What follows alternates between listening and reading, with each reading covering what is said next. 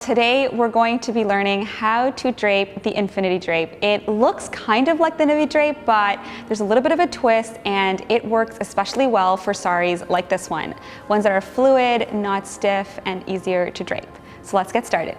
So before we start draping, we want to pleat the pallu, so let's do that. You want to just lay it over an ironing board, or you can use a table or a bed, just a bigger, wider, flat surface. And let's start pleating. So you just want to take the width that you'd like and pull, and then make your first pleat. And that's all you have to do.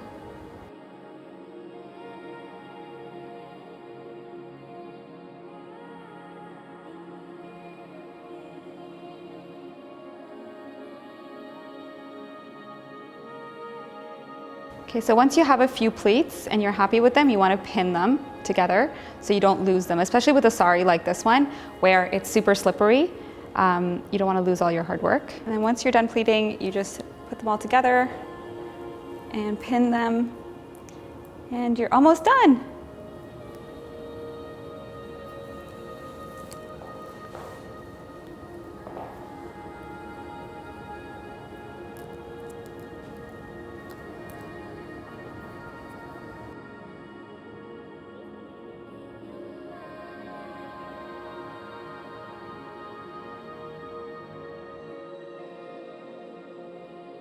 Okay, now that I've got my pallu pleated, let's start draping.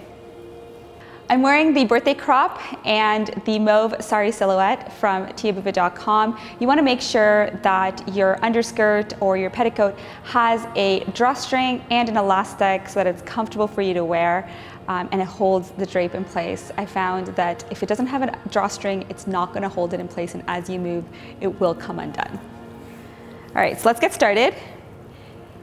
You start it the same way you would with any navy drape. So you tuck in and wrap around once, and then you're going to drop the rest of the sari and you're going to go right to the end. And you're going to bring it around your left hand and you're just going to drop it in front like this. So bring it down like that. I would say the length of your body is a pretty good length for what we're gonna do. And start pleating. You can check out my video on how I pleat and take these pleats. It's super easy and super quick once you get the hang of it.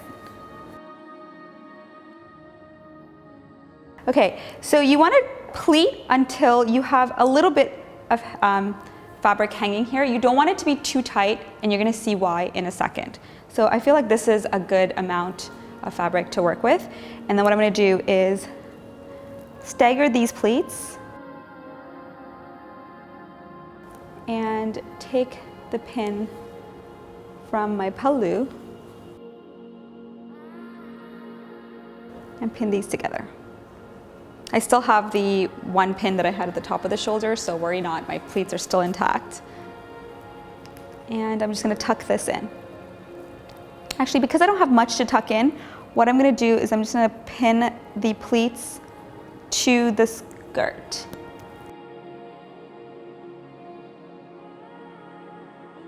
And then just tuck in any extra fabric that you have here. And then we're good to go. So then this part, what you're gonna do, so I brought it over my shoulder like this. And what I'm gonna do is bring this around and do a couple of pleats here.